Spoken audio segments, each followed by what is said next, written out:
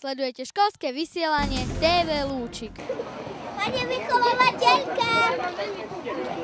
Na Mikuláša za odmenu sme išli na klzisko. Jak? Ty už ideš? Bolo tam super. Ahoj! Riadne sme sa tam vyšontili. Korčujeme sa! Hej! A padáme! A guľujeme sa! Najhoršie však bolo obúvanie.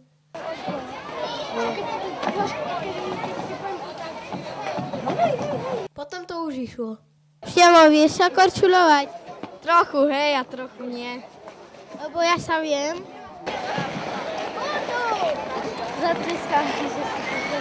Jaký je dnes sviatok? Svätého Mikuláša. A čo by ste chceli dostať? Niečo sladké, veľa cukríkov a burské oriešky a veľa ovocia. Aj mysli tyčinky. Mandarinky. Mandarinky, banány a ovocie. Ovocie. Ovocie. Ešte ja viem. Lietajúcu vili frutélie. To je čo? To je taká... To Ježiško nezvanie. To nevadí, to je taká jak vila a tu sa roztočí a bude... No dobre. Čo by ste chceli dostať? Aby ma moja synovka počúvala. Toto by som chcela. To sa nedá kúpiť, toto už vystrihne. Toto by som chcela, aby ma moja synovka počúvala. Ako ste počuli, sladkosti nechcel nikto z nás.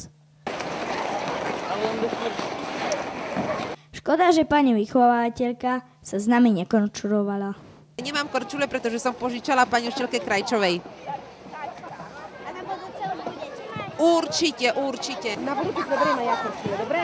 Dobre, bude s nami. Dobre?